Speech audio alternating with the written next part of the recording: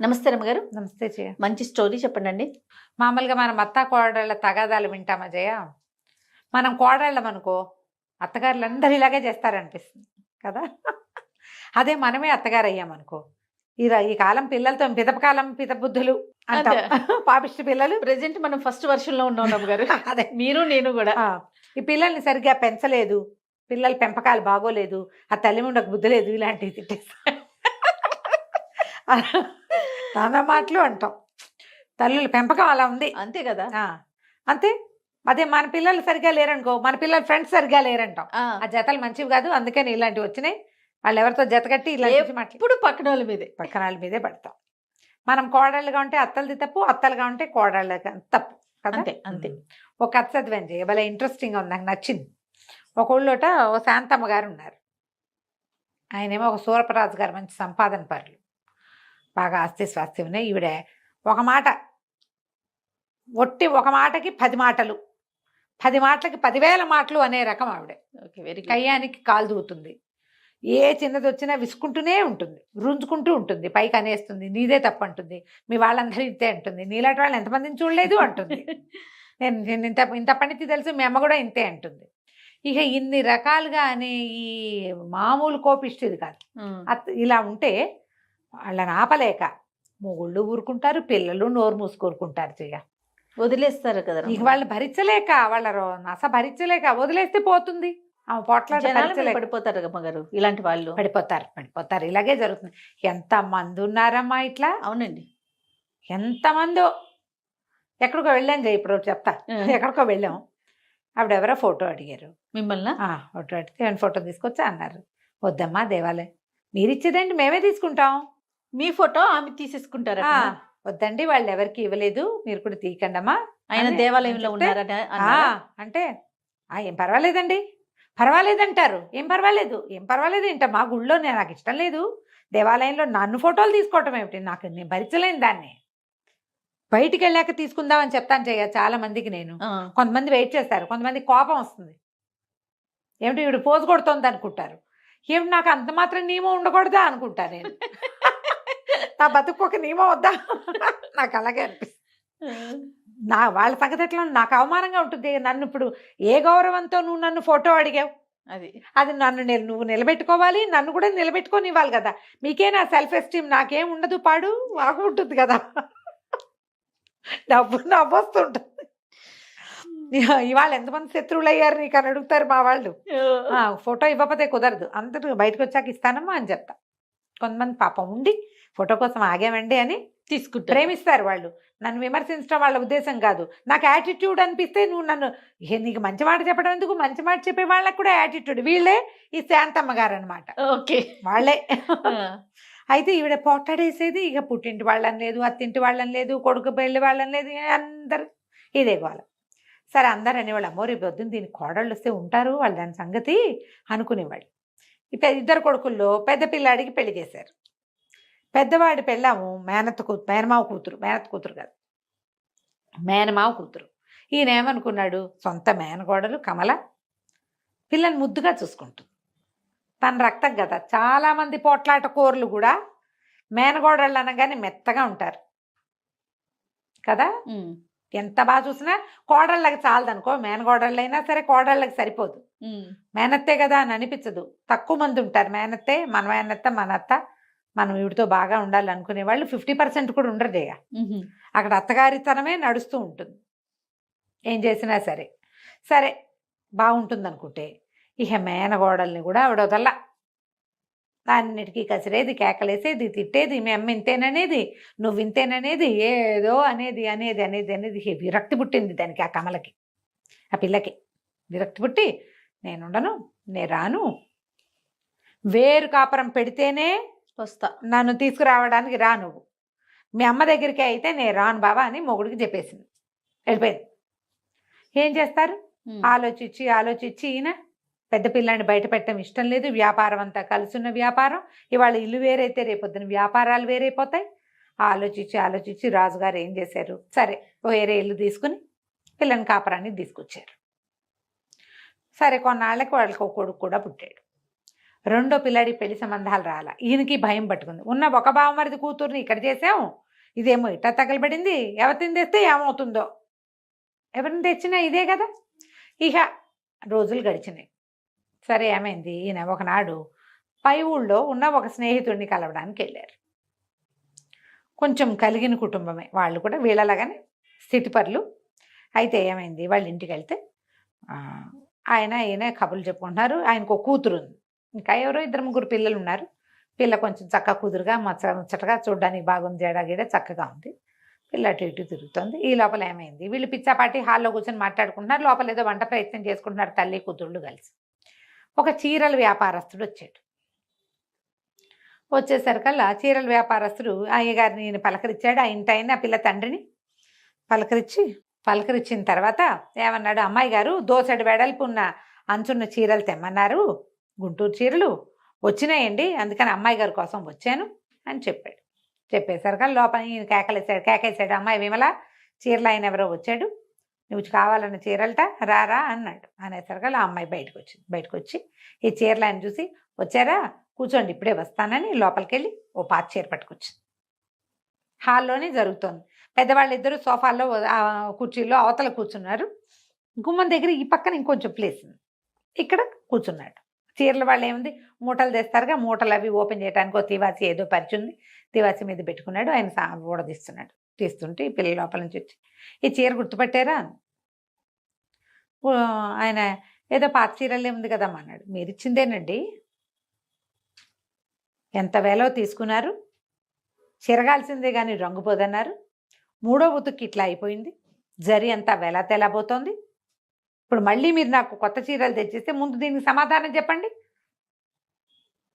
ముందు సమాధానం చెప్పాలిగా అనేసరికల్లా ఆయన కళ్ళవెళ్ళబడి, అయ్యో అమ్మ ఇలా అయిందే, చీరకి చీరిస్తాను మీకు, నాకు చీరకి చీరొద్దు, మీరు ఇచ్చారు నేను కట్టుకున్నా తడిపా, ఇలా అవదని గ్యారంటీ ఏమిటి నాకు?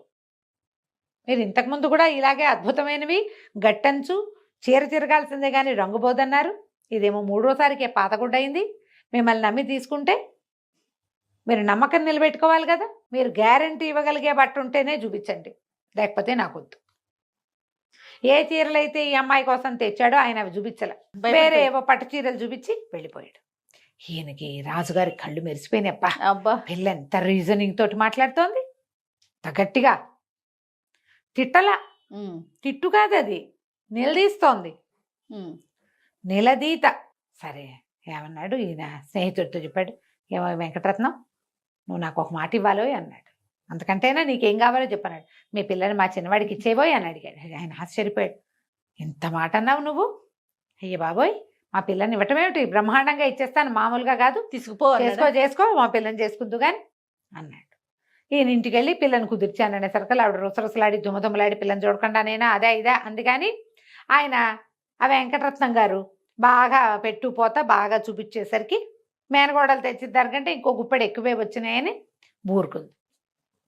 ఈయన ఏమనుకున్నాడు, కమల మెతకది, కొడుక్కి చెప్పాడు, మీ వదినేమో కమల మెతకది, మీ అమ్మకి సమాధానం చెప్పలేకపోయేది, మీ అమ్మ ఒకటేస్తే రెండేసి ఆవిడ తిట్టేది, ఈ పిల్ల మంచి రీజనింగ్ ఉన్న పిల్లరా, మీ అమ్మ నోరు కట్టు, గోల ఉండదు, నువ్వైనా మాతో కలిసి ఉందు కానీ, ఈ పిల్లలు లేని ఈ ఇల్లు ఏమి ఇల్లు, మనవాడు పుట్టాడు పిల్లాడు అక్కడ దోగాడుతున్నాడు, మన ఇల్లు ఏమి ఇటాగే బోసు ఇల్లుగా ఉంది, పెద్దవాళ్ళు అందరిస్తే పిల్లలు లేరు, నువ్వు వెళ్ళిపోతే మేమే మిగులుతాం, నాకు మనవడి ముద్దు ముచ్చట్లు చూసుకోవాలని ఉంది అని కొడుకుని ఒప్పించాడు. కొడుకు కూడా ఓ పూట వచ్చి ఏ విమలని చూసి సరేనన్నాడు. సరేనంటే సరే వచ్చింది విమల. పిల్ల మంచి పనిమంతురాలు, పని వాళ్ళతో ఉండి పని చేయించగలదు, అవసరమైతే నడువంచి పని చేస్తుంది. 15 రోజులు 20 రోజులు ఊరుకుందో శాంతమ్మ గారు. ఆ తర్వాత 4 విసిరేది, పిల్ల కిక్కుమనేది కాదు, ఎంత సహనంగా ఉండేదో. అత్తగారు ఏమైనంటే తలొంచుకుపోయేదే కానీ తిరిగి సమాధానమే చెప్పల, ఆవిడ అరుపులే వినపడేవి, ఎందుకు మాట్లాడతారు అట్లా అనేది కాదు. రోజులు గడుస్తున్నాయి. ఈయనకి ఆ పెళ్ళం రంకెలు వేసేయటం, వరి చేయటం, కుక్కిన పోయిన పెనల్లే మాట్లాడవు, మూగి ముద్దలాగా మాట్లాడవు అని అంటాం భార్య వింటూ ఉండేవారు. ఇప్పుడు ఏంటి పిల్ల తెలివిగలది, మాటకి మాట అనగలదు, బోల్డంత రీజనింగ్ ఉంది, నిలదీసే సత్తా ఉన్న పిల్లని చేసుకుంటే ఇది ఇట్టా నోరు మూసుకుని తిట్లు తింటోందే. రేపు నాటికి ఎప్పుడో అప్పుడు కొడుక్కి విసుగు పుట్టినా దీనికి విసుగు పుట్టినా బయటికి వెళ్ళిపోతారు. మళ్ళీ ఒంటరి ఇల్లు సంప్రాప్తం అవుతుంది, పిల్లలు లేని ఇల్లు. ఏం చేయాలో తెలియలే. ఒకనాడు ఏమైంది, శాంతమ్మ గారు గుళ్ళో పురాణం ఉందని వినడానికి రోజు వెళ్తుంది. ఆయన ఏం చేశాడు, రోజు వెళ్తుంది, ఇవాళ కూడా వెళ్తుందని ఇంటికి వచ్చాడు దుకాణం నుంచి. ఆవిడ వెళ్ళిపోయింది గుళ్ళోకి. ఈయన కోడల దగ్గర కూర్చున్నాడు, కేకలిస్తాడు. కేకేసి మంచినీళ్ళు తెమ్మ అంటే ఏదో పలహారం తెచ్చింది. మామగారి దగ్గర విసనకర్ర పెట్టి చుట్టూ కూర్చుంది. ఈయన అడిగాడు, ఏమమ్మా నువ్వెంత గట్టిదానివి, ఆ రోజు నువ్వు బట్టల వ్యాపారస్తుడు నేను నిలదీసిన విధానం చూసే కదా పెళ్లి చేసుకున్నా నేను నిన్ను చేసుకున్నాను. మీ అత్తగారు అట్లా నోటికొచ్చినట్టుగా చెలిగి బారేస్తుంటే నువ్వు నోరెత్తకుండా ఉంటావేమిటమ్మా, ఇంత సహనం ఎక్కడి తల్లి నీకు, వెధవ 2 రూపాయలు పారేస్తే వచ్చే చీరకి అంత నిలదీస్తువి, ఎందుకమ్మా మాట్లాడవు అన్నాడు. అనేసరికల్లా అమ్మాయింది, అది కాదండి మావయ్య గారు, వ్యాపారస్తుడితో మనకి వ్యాపార సంబంధాలు అవి, మన డబ్బు దానికి తగిన ప్రతిఫలం. మనం ఒక వస్తువు కొన్నామంటే దానికి తగిన డబ్బు ఇచ్చుకుంటాం, మన డబ్బుకి తగిన ప్రతిఫలం చీరలోంచి రావాలి, వస్తువులోంచి. అది సరిగ్గా లేకపోతే మనం అడగాలి. నేను అందుకని అడిగాను.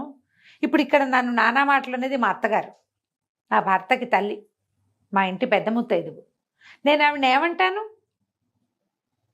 ఏమైనా అంటే ఇప్పుడు వ్యాపారస్తుడు వాడు కాకపోతే ఇంకోటి వస్తాడు, ఈవిని తిడితే నాకు ఇంకో అత్తగారు వస్తుందా? తిరగబెడితే ఏముంది, తెగిపోతుంది. అక్కయ్య ఎట్లాగే కదా తెంపుకుని వేరే చోటకి వెళ్ళిపోయింది. నేను కూడా తెంపేస్తే ఎంతసేపు అనటం, అనగలిగి ఉండి ఎందుకంటం లేదంటే తెంపేస్తే తెగిపోతుంది. ఏదో 4 మాటలు అంటుంది పెద్దది, మా అమ్మ అయితే ఊరుకోనా నేను, అందుకని ఊరుకుంటున్నా. ఏం చెప్పాలో తెలియలే ఆయనకి. సరేనమ్మా నీ ఓపిక, సహనమంతరాలివి. సరే భార్య వచ్చింది, కాసేపటికి వచ్చాక ఆవిడ లోపలికి వచ్చి కూర్చుంది కామ్గా. ఏమండి దగ్గరలో మంచి రోజు ఏముందండి అని. నాకేం తెలిసే, నీకంటే మంచి బాగా తెలుసా నాకు అంటే, కాదండి ఒక మంచి రోజు చెప్పు. ఇప్పుడు ఏం చేస్తావు నువ్వు, ఏ శుభకార్యం చేయబోతున్నావు, ఎవరిని తూర్పారు పట్టడానికి ముహూర్తం కావాలి నీకు అని అడిగాడు. ఎవరితోటని తగాదా పెట్టుకోవడానికి ముహూర్తం కావాలంటే, కాదండి పెద్ద అబ్బాయిని కోడల్ని మనవడిని ఇంటికి తెచ్చుకుందాం మంచి రోజు చూసి అన్నాడు. అనేసరికి ఏమిటో నీకు ఇలాంటి బుద్ధి వచ్చింది అన్నాడు. ఏం చేయనండి, ఊళ్ళోకి వెళ్ళా, ఇవాళ పురాణం లేదుట, ఇంటికి వస్తే వాకిట్లో కోడలు మీరు మాట్లాడుతున్న మాటలన్నీ వినపడుతున్నాయి, అక్కడే కూర్చొని విన్నాను, ఆలోచించుకున్నాను. ఈ పిల్లని చెడగొట్టుకుంటే నాకు మంచినీళ్ళు పోసే దిక్కు కూడా ఉండదు, అది ఊరుకుంటోందని నేను రెచ్చిపోతున్నాను. ఆ కాస్త తీరాక ఇంకేముంది అనేసరికి ఆయన మెచ్చుకున్నాడు. పిల్ల ఇది కదా కరెక్ట్గా సరైన ఆలోచన. కోడళ్ళ శాంతమే అత్తగారులకి ఒక్కొక్కసారి ఆహారం కింద ఉంటుంది. అత్తగారి శాంతము కోడళ్ళకి అలాగే ఉంటుందమ్మా. తెంపుకుంటే ఎంతసేపు, ఏ బంధమైనా తెంపేస్తే ఎట్లా పోని నువ్వు తెంపేస్తావు, అత్తగారు తెంపేస్తుంది అనుకుందాం, కోడలు తెంపడం గురించి కూడా మాట్లాడదాం. అత్తగారులు తెంపేస్తారు కోడళ్ళతోటి, చిచ్చిపో నా ఇంట్లో ఉండటానికి వీల్లేదు. అదేమో నీ కొడుక్కి పెళ్ళాము, నీ మనవలకి తల్లి, నీ ఇంటి దాన్ని సంపదని పంచుకునేది, ముందుకు తీసుకెళ్ళేది. ఎట్లా తెగిపోతుంది ఆ బంధం, తెగదు. పోనీ నువ్వు అత్తగారితో తెంపేస్తావు, కోడళ్ళు తెంపుతున్నారు కదా ఇప్పుడు ఈ కాలం అదే కదా, అత్తగారితో తెంపేస్తావు. అది నీ మొగుడేమో అత్తగారు కన్న కొడుకు, నీ పిల్లలేమో అత్తగారి మనవలు, నువ్వు అనుభవించేదేమో అత్తగారి వంతుకొచ్చిన ఆస్తి, నువ్వు పెట్టేదేమో ఇంటి పేరు అత్తగారి ఇంటి పేరే. నువ్వైతే మీ నాన్నింటి పేరు ఉంచుకోగలవు కానీ నీ పిల్లలకి మీ నాన్నింటి పేరు పెట్టలేవు కదా, పెట్టలేవుగా, మొగుడింటి పేరే పెట్టాలి. అంటే అది ఎవరిది, అత్తగారిది కదా. ఎక్కడ తెగుతుంది జయ ఇది, అస్సలు ఎందుకు ఆలోచించరో నాకు అప్పటికీ అర్థం కాదు. ఆవిడ నన్ను అలా అంది ఇలా అంది అంటారు. మీ అమ్మ అంటే మీరేం చేస్తారు, నీ కూతురు పోట్లాడితే నువ్వేం చేస్తావు, రెండు ఆలోచించుకోండి. పెద్దవాళ్ళు ఇది నా కూతురు లాంటిదే, నేను ఎట్లా ఓ ఇంట్లో దీపం పెట్టడానికి వచ్చానో ఇది కూడా నా ఇంటికి అలాగే వచ్చింది అని ఆలోచించాలి. కోడళ్ళు ఈవిడే మా ఇంటికి కులదేవత, నా మొగుడికి తల్లి అని ఆలోచించుకోవాలి. ఒక్కోసారి ఆలోచించరు, బ్రహ్మరాక్షసులు అయిపోతారు మనుషులు. ఏ హక్కుల కోసం వాళ్ళు పోరాడతారో మనకు అర్థం కాదు. అవునండి, ఆ హక్కులు లభించాక ఇంకేముంది, అంతే కదా. లభించకపోయినా నువ్వు మనిషివే, లభించినా నువ్వు మనిషివే.